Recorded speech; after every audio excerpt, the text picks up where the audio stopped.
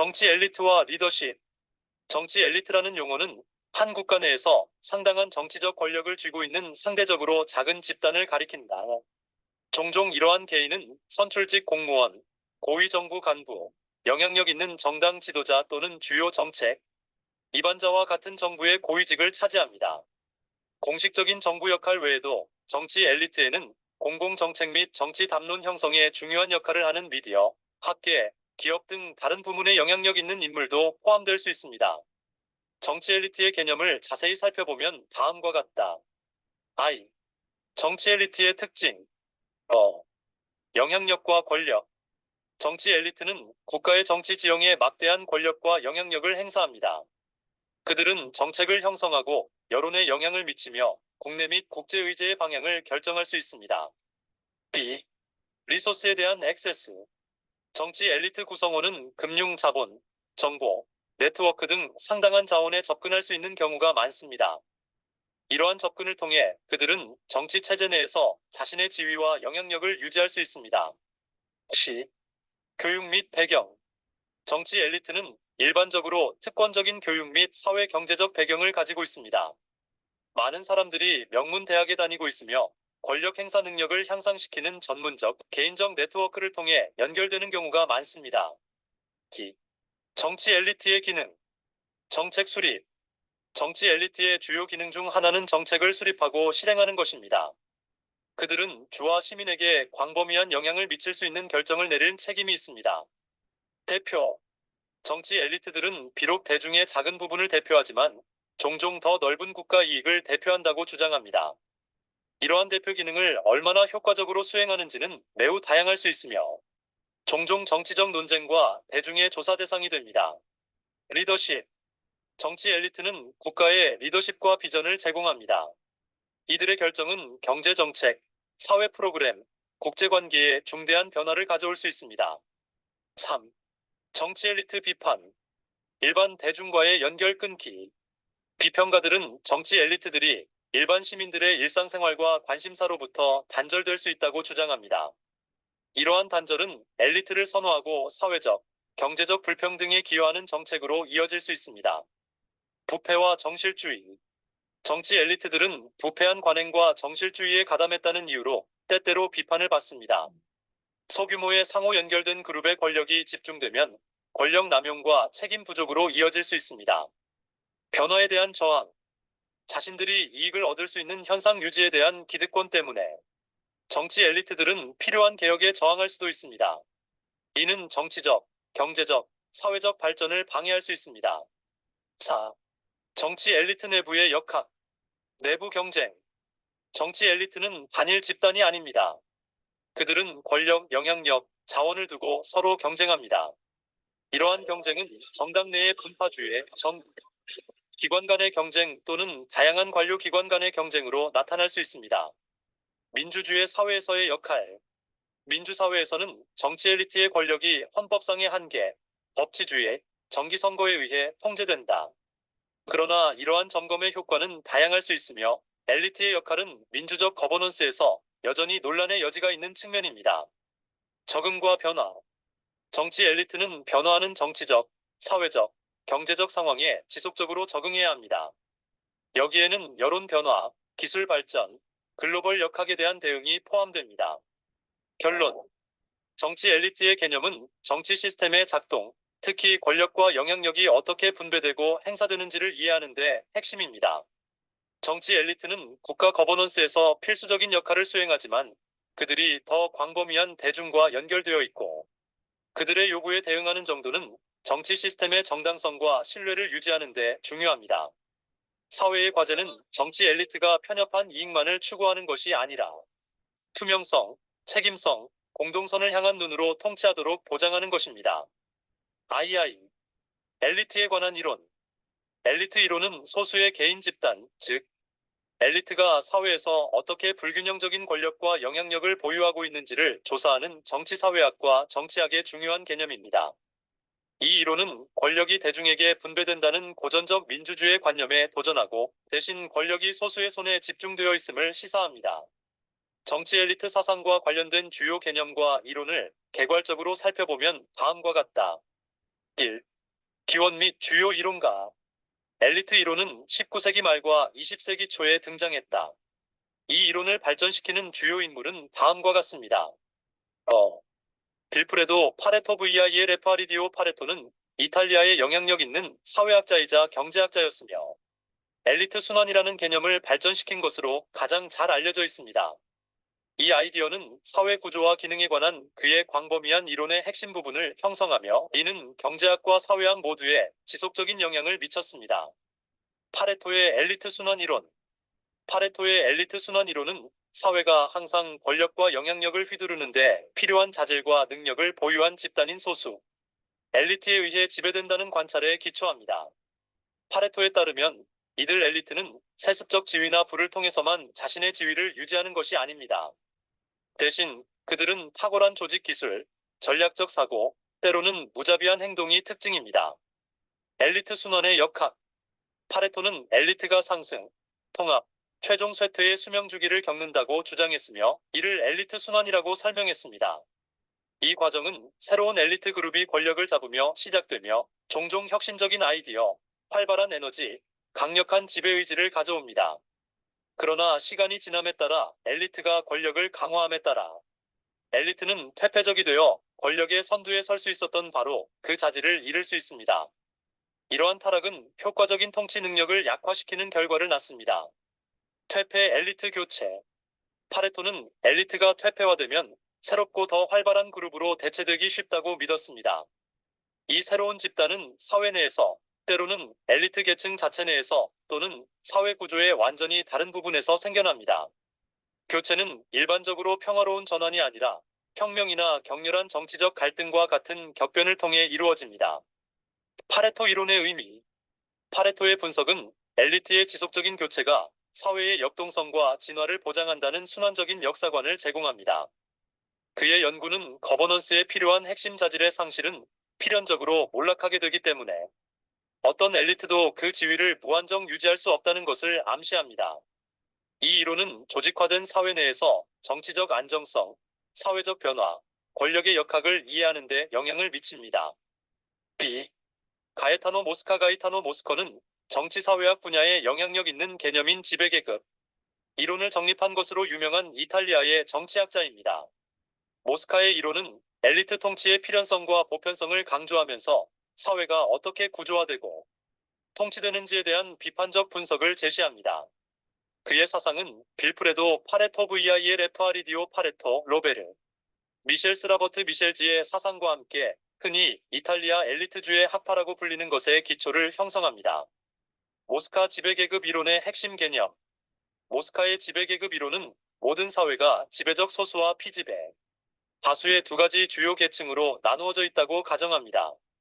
그는 소수의 개인, 즉 지배계급이 항상 무질서한 다수를 지배한다고 주장했습니다.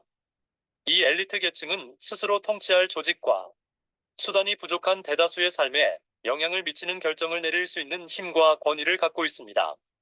권력의 원천인 조직력. 모스커 이론의 핵심 측면은 엘리트 권력의 원천으로서 조직 능력의 중요성입니다. 모스커는 어떤 사회에서든 권력을 잡는 사람은 자신과 다른 사람을 효과적으로 조직할 수 있는 능력이 가장 뛰어난 사람이라는 점을 관찰했습니다.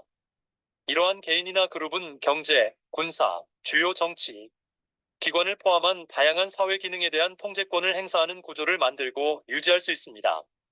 지배층의 특징. 모스커는 지배 계급 구성원이 일반적으로 공유하는 몇 가지 특성을 식별했습니다. 조직 역량 자원과 인력을 효과적으로 조직하는 능력입니다. 정치적 공식 엘리트의 권력을 정당화하는 이데올로기 또는 내러티브로 지배 계급과 다수가 모두 수용하는 경우가 많습니다. 자율 권력 외부 압력에 관계없이 규칙과 결정을 시행할 수 있는 능력입니다. 엘리트 지배의 메커니즘. 모스커에 따르면 지배 계급은 강압이나 무력뿐만 아니라 정치적, 사회적, 이념적 도구의 조합을 통해서도 자신의 지위를 유지합니다. 여기에는 자신의 통치를 정당화하고 엘리트의 이익을 더 넓은 사회의 이익과 통합하는 법률, 규범 및 이념의 확립이 포함됩니다. 지배계급은 법조계, 교육, 언론 등 권력의 핵심 수단을 통제해 자신의 지위를 유지하기 위해 노력하기도 한다. 모스카의 영향력과 유산. 가이타노 모스커의 이론은 권력이 대중에게 균등하게 분배되는 거버넌스 시스템으로서의 민주주의 개념에 도전합니다. 대신 그는 진정한 민주적 거버넌스는 엘리트를 제거하는 것이 아니라 엘리트 통치를 규제하고 순환시키는 제도와 관행을 만드는 것이라고 주장하면서 민주주의에 대해 좀 더 회의적인 견해를 제시합니다. 그의 작품은 진정한 민주적 거버넌스를 창출하는 과제와 엘리트 권력의 지속적인 성격을 강조합니다. 모스커의 통찰력은 정치적 역학과 사회의 기능을 이해하는 데 크게 기여합니다. 엘리트의 구조화된 성격과 그들의 거버넌스 전략에 대한 그의 강조는 정치 시스템과 조직화되지 않은 다수에 대한 조직된 소수의 지속적인 지배를 분석하기 위한 틀을 제공합니다. 이러한 관점은 민주적 시스템과 비민주적 시스템 모두에서 권력 분배의 복잡성과 사회, 통제 메커니즘을 탐구하는 정치학자와 사회학자 모두에게 매우 중요합니다. 시. 로버트 미셸스 라버트 미셸즈는 독일 이탈리아 사회학자로 그의 정당과 조직 역학에 관한 중요한 연구는 정치학과 사회학 연구에 깊은 영향을 미쳤습니다. 미셸은 민주적 조직이 과두제로 진화하는 과정을 설명하는 이론인 과두제의 철칙을 설명한 것으로 가장 잘 알려져 있습니다. 그의 관찰과 이론은 조직의 내부 작동과 민주적 거버넌스의 역설을 조사하는 데 중요한 렌즈를 제공합니다. 미셸의 과두제 철칙 소개. 미셸의 가장 영향력 있는 저작인 정당. 현대 민주주의의 과두제 경향에 대한 사회학적 연구는 과두제의 철칙 개념을 소개합니다. 미셸즈에 따르면 모든 조직은 초기에 얼마나 민주적이었는지에 관계없이 과두정치가 될 운명입니다. 이러한 변화는 모든 조직 구조에 내재된 경향에 의해 주도됩니다. 철칙의 기초. 미셸즈는 현대 조직 관리의 복잡성으로 인해 전문화와 리더십이 필요하다고 주장했습니다. 조직이 성장함에 따라 운영은 더욱 복잡해지며 효과적으로 관리하려면 전문적인 지식과 기술이 필요합니다. 이러한 전문화는 조직 내에서 리더십 클래스나 관료주의의 형성으로 이어집니다. 시간이 지나면서 이 계층은 권력을 굳건히 하고 조직의 광범위한 구성원의 민주적 의견과 독립적으로 운영되기 시작합니다. 과두정치 리더십의 특징. 기술적 전문성. 조직의 리더는 전문 지식과 복잡한 관리, 작업을 관리하는 능력으로 인해 직위에 오르는 경우가 많습니다. 이러한 기술적 능력은 조직의 성공에 필수적이지만 지식과 권력을 소수의 손에 집중시키기도 합니다. 관료와 조직이 성장함에 따라 관료적 구조를 발전시키는 경향이 있습니다. 관료주의는 본질적으로 의사결정 과정을 일반 구성원과 거리를 두고 중앙 집권적 리더십으로 권위를 통합합니다. 리더십 안정성. 미셸즈는 조직의 리더들이 시간이 지남에 따라 자신의 위치를 확보하는 경우가 많아 다른 사람들이 자신의 권위에 도전하기 어렵게 만든다고 지적했습니다. 이러한 안정성을 통해 리더는 권력을 더욱 강화하고 조직의 자원을 리더십 유지에 집중할 수 있습니다. 민주적 의미. 미셸의 이론은 민주주의 이론과 실천에 중요한 의미를 갖는다. 이는 대규모 조직에서 나타나는 실질적인 한계와 피할 수 없는 권력, 불균형을 강조함으로써 참여 민주주의의 이상적인 비전에 도전합니다. 미셸즈에 따르면 대규모 조직의 민주주의는 조직 구조의 특성상 시간이 지나도 유지될 수 없는 이상입니다. 비판과 논쟁. 미셸의 과두정치 철칙은 조직 역학을 이해하는 데 중요한 도구로 널리 알려져 있지만 비판도 없지 않았습니다. 비평가들은 미셸의 이론이 너무 결정론적일 수 있으며 과두제의 부상을 완화할 수 있는 민주적 거버넌스 구조의 잠재력을 과소평가하고 있다고 주장합니다. 더욱이 일부 현대 조직의 참여 민주주의와 직접 민주주의의 사례는 미셸즈 결론의 보편성에 도전합니다. 현대적 관련성. 과두제의 철칙은 정당뿐만 아니라 기업, 비영리단체, 국제조직 내에서 권력과 거버넌스의 본질에 대한 현대 토론과 관련이 있습니다. 미셸즈의 통찰력은 강력한 민주적 기반을 갖춘 기관이라도 참여 거버넌스를 유지하는 데 어려움을 겪고 권위가 중앙 집중화되기 쉬운 이유를 설명하는 데 도움이 됩니다. 결론. 로버트 미셸즈의 과두제 철칙에 대한 탐구는 복잡한 조직 내에서 민주적 거버넌스의 한계를 이해하는 데 중요한 틀을 제공합니다. 미셸은 권력 집중으로 이어지는 조건을 분석함으로써 과두정치 경향에 더 잘 저항할 수 있는 구조를 설계하는 데 귀중한 교훈을 제공합니다. 그의 연구는 권력과 리더십의 역학에 대한 필수적인 통찰력을 제공하는 정치, 사회학 및 조직 연구 분야의 기초 교과서로 남아 있습니다. 기본 과정. 엘리트 이론은 몇 가지 기본 가정에 기초합니다. 권력 분배의 불평등. 권력은 구조적으로나 본질적으로 사회에서 불평등하게 분배됩니다. 소수 지배소수의 인구가 모든 사회에서 가장 중요한 결정을 내립니다. B.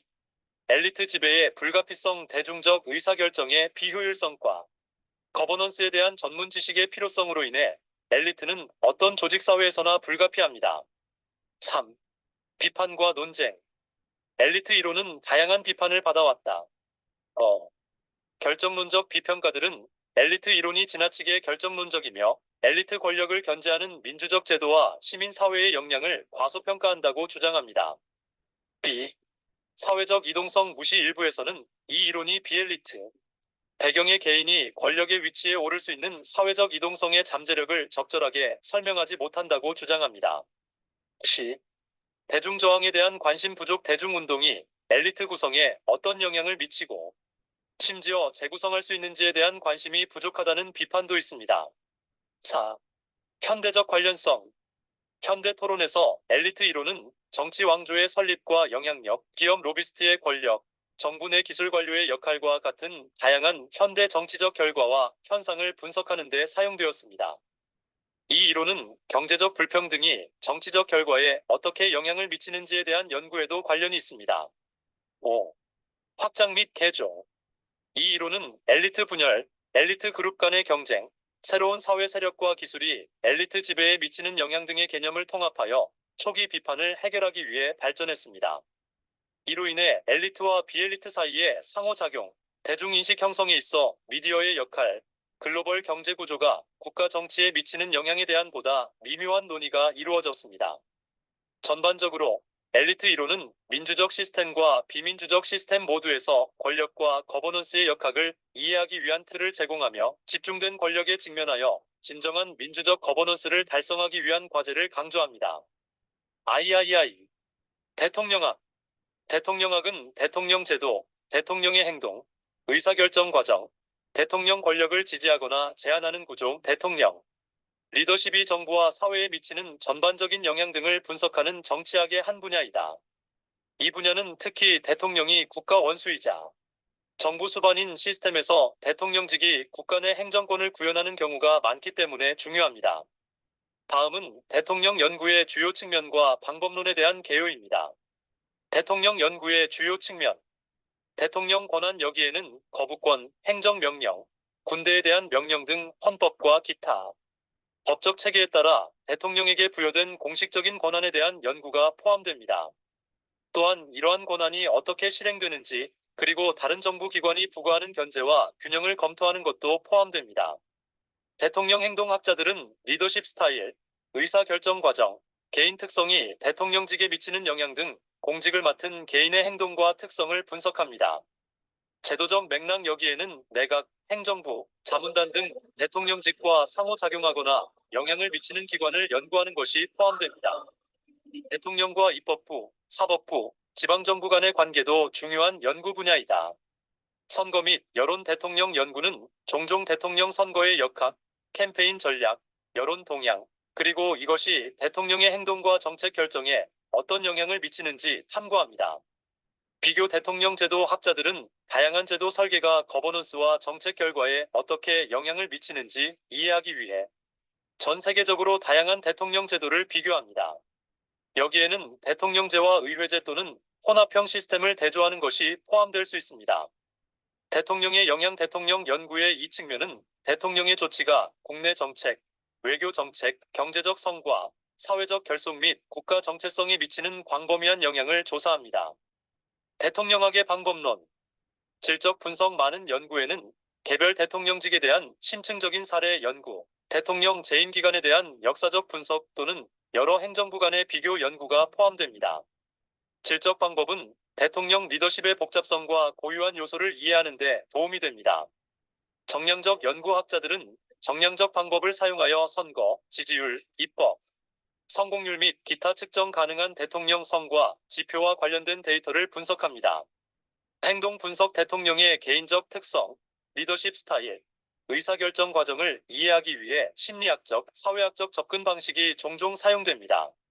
제도 분석 여기에는 정치학 및 공공행정의 프레임워크를 사용하여 대통령직을 정의하는 기관의 구조와 기능을 조사하는 작업이 포함됩니다. 대통령 학술의 중요성. 대통령 연구는 지도자들이 국가의 정책과 정부의 기능을 어떻게 형성하는지에 대한 귀중한 통찰력을 제공합니다. 이 분야는 더 넓은 정치 체제 내에서 개별 지도자의 역할뿐만 아니라 행정권의 역학과 그것이 민주주의와 거버넌스에 미치는 영향을 이해하는 데 중요합니다. 또한 공개 토론과 정책 결정에 대한 정보를 제공하고 미래 지도자 교육에 기여하며 시민들이 선거 중에 정보에 기초한 결정을 내릴 수 있도록 돕습니다. 역대 대통령의 성공과 실패를 분석함으로써 대통령 연구는 효과적인 리더십과 거버넌스, 관행에 대한 더 깊은 이해에 기여합니다. 이러한 지식은 미래의 정책을 형성하고 기관이 민주적 기능을 더 잘 수행할 수 있도록 개혁하는 데 매우 중요합니다. IV. 대통령의 리더십. 대통령 리더십은 정치학 내에서 다각적이고 중요한 연구 분야로 대통령이 행정부와 더 넓은 정부 및 사회 영역을 어떻게 이끌고 관리하는지에 초점을 맞춥니다. 여기에는 개별 대통령이 자신의 역할을 어떻게 해석하고 실행하는지, 영향력을 행사하기 위해 사용하는 전략, 리더십 스타일이 국가의 거버넌스와 정책 결과에 미치는 영향에 대한 분석이 포함됩니다. 대통령 리더십의 주요 구성 요소와 역학은 다음과 같습니다. 1. 리더십 스타일. 대통령의 리더십 스타일은 지도자마다 성격, 정치, 철학, 통치하는 역사적 맥락에 따라 크게 달라질 수 있습니다. 일반적으로 식별되는 스타일은 다음과 같습니다. 변혁적 리더십. 이 스타일은 추종자들이 공통 목표를 향해 노력하기 위한 기대, 인식, 동기를 바꾸도록 영감을 주고 동기를 부여하는 능력이 특징입니다. 거래적 리더십. 이 접근.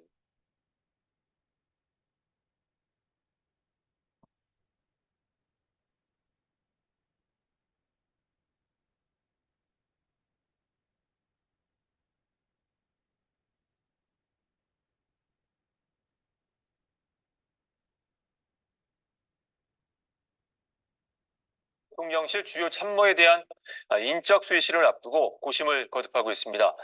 이르면 이번 주말 이루어질 것으로 전망됐던 신임 비서실장 인선도 시간이 더 걸릴 것으로 보입니다. 보도에 장덕수 기자입니다.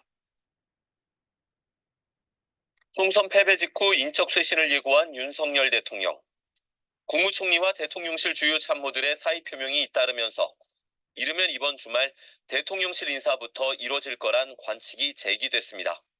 실제 윤 대통령은 원희룡 전 국토교통부 장관을 신임 비서실장으로 유력하게 검토하는 것으로 전해졌습니다. 하지만 야당의 반발에 여론 동향도 지켜봐야 한다는 신중론이 힘을 얻으면서 실제 인선까지 시간이 더 걸릴 것으로 보입니다. 대통령실 관계자는 중요한 자리인 만큼 적임자를 찾고 검증하는 데 최소한의 시간이 필요하다고 밝혔습니다. 그러면서 언론이 보도한 것처럼 오늘 인사를 발표하는 것은 물리적으로 어렵다고 덧붙였습니다. 이에 따라 국회 인사청문회 문턱도 넘어야 하는 후임 총리 인선은 시일이 더 필요할 전망입니다. 아울러 대통령실은 총선 결과와 관련한 대국민 메시지 발표를 놓고도 고심하고 있습니다. 대국민 담화와 기자회견, 국무회의 생중계 등 다양한 형식이 논의 중인 것으로 알려진 가운데 대통령실은 시기나 내용, 형식 모두 아직 결정된 게 없다고 밝혔습니다. KBS 뉴스 장덕수입니다. 총선 직후 자리에서 물러난 한동훈 전 비대위원장이 당직자들에게 메시지를 보냈습니다. 제가 부족했다. 국민의 사랑을 더 받을 길을 찾게 되길 희망한다. 이런 내용이었습니다. 한 전 위원장이 사퇴 당시 정계 복귀의 여지를 남긴 만큼 향후 행보가 주목됩니다. 더불어민주당은 국무총리와 대통령 비서실장 인선을 두고 국민의 뜻을 반영한 인사를 단행하라고 밝혔습니다. 이윤우 기자입니다. 22대 총선 패배에 책임을 지고 국민의힘 비상대책위원장직에서 사퇴한 한동훈 전 위원장. 사퇴 후 이틀 만에 당직자들에게 보내는 메시지를 통해 입장을 밝혔습니다. 한 전 위원장은 결과에 대해 충분히 실망하고 무엇을 고쳐야 할지 알아내 고치자며 국민의 사랑을 더 받을 길을 찾게 되길 희망한다고 말했습니다. 총선 결과를 두고선 제가 부족했다며 여러분의 헌신이 어려운 상황 속에서 마지막까지 나라와 당을 지켰다고 격려했습니다. 한 전 위원장이 사퇴 당시 정계 복귀 여지를 남겼던 만큼 향후 당권 도전 등 행보에 주목됩니다. 더불어민주당은 곧 예정된 국무총리와 대통령 비서실장 인선을 두고 국민의 뜻을 반영한 인사를 단행하라고 강조했습니다.